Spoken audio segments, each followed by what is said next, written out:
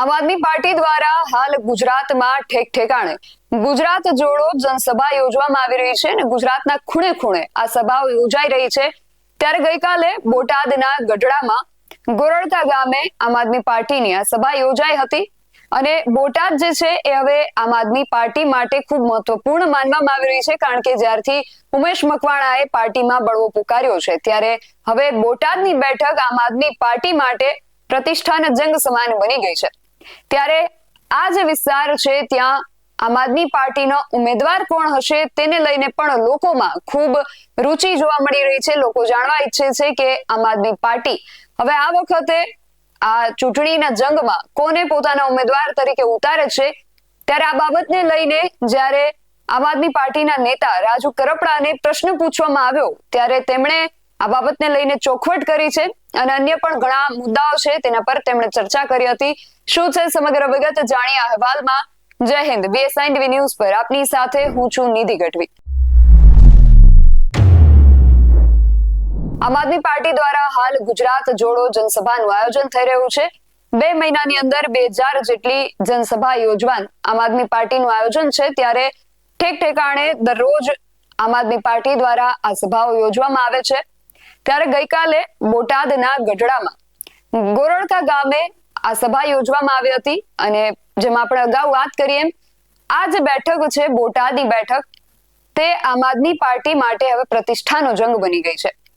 ઉમેશ મકવાણાએ પોતાના અંગત કારણો દર્શાવીને પોતાનું પક્ષમાં જે હોદ્દાઓ હતા એ હોદ્દાઓ પરથી રાજીનામું આપી દીધું અને ત્યારબાદ પક્ષે તેમને 5 વર્ષ માટે સસ્પેન્ડ કરી દીધા। એટલે હવે ઉમેશ મકવાણા જે છે એ બોટાદના ધારાસભ્ય તો છે પરંતુ આમ આદમી પાર્ટીમાં નથી। એટલે આ જે બેઠક છે બોટાદની બેઠક એ હવે આમ આદમી પાર્ટી માટે ઉમેશ મકવાણા માટે પણ પ્રતિષ્ઠાના જંગ સમાન બની ગઈ છે। ત્યારે બોટાદમાં જ્યારે જનસભાઓ યોજાતી હોય ત્યારે લોકોને જાણવાની રુચિ હોય છે કે આમ આદમી પાર્ટી હવે આ વિસ્તારમાં પોતાના ઉમેદવાર તરીકે કોને જંગના મેદાનમાં ઉતારશે। ત્યારે આ બાબતને લઈને જ્યારે આમ આદમી પાર્ટીના નેતા રાજુ કરપડાને પ્રશ્ન પૂછવામાં આવ્યો ત્યારે તેમણે શું ચોખવટ કરી અને આ સિવાય પણ અન્ય કયા મુદ્દાઓ પર તેમણે શું કહ્યું બધું જ સાંભળીએ। આજે ગુજરાત જોડો જનસભા અંતર્ગત બોટાદ જિલ્લાના ગઢડા વિધાનસભાના ગોરડકા ગામે મોટી સંખ્યામાં લોકો ઉપસ્થિત રહેલા। મોટી સંખ્યામાં લોકોએ આજે આમ આદમી પાર્ટીના વિચારધારા સાથે જોડાયા છે।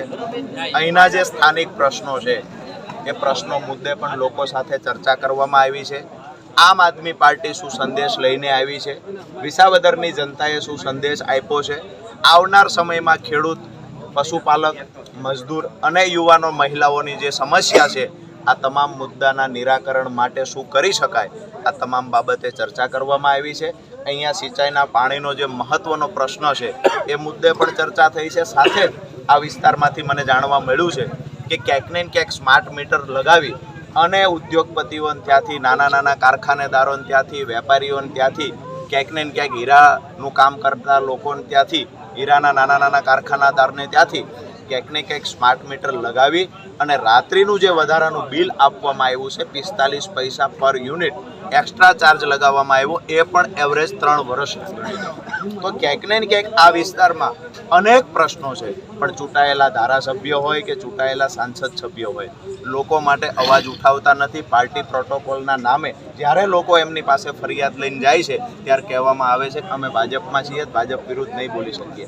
આજે ગઢડાની જનતા પીડાય છે, બોટાદની જનતા પીડાય છે, બોટાદના ખેડૂતો પીડાય છે, નાના કારખાનેદારો પીડાય છે, પશુપાલકો ભાવ નથી મળતો પીડાય છે, પણ ક્યાંક ને ક્યાંક સત્તામાં બેઠેલા લોકો મુખ પ્રેક્ષક બનીને આ તમાશો જોઈ રહ્યા છે। ત્યારે આમ આદમી પાર્ટી સાથે સ્વયંભૂ મોટી સંખ્યામાં લોકો ઉપસ્થિત રહ્યા આજની મિટિંગમાં અને આમ આદમી પાર્ટીની વિચારધારા સાથે જોડાયા છે।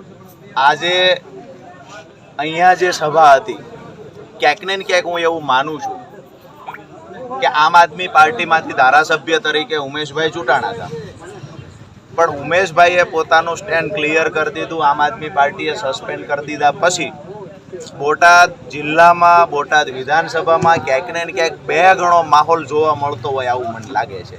એટલે જનતા આમ આદમી પાર્ટીની સાથે છે. કોણ જતું રહ્યું કોણ આવતું રહ્યું એ ગૌણ વિષય છે. લોકોના મનમાં શું વાત ચાલે છે, લોકોની પીડા છે અને વાચા કોણ આપવાનું છે આ નક્કી જનતા કરે છે.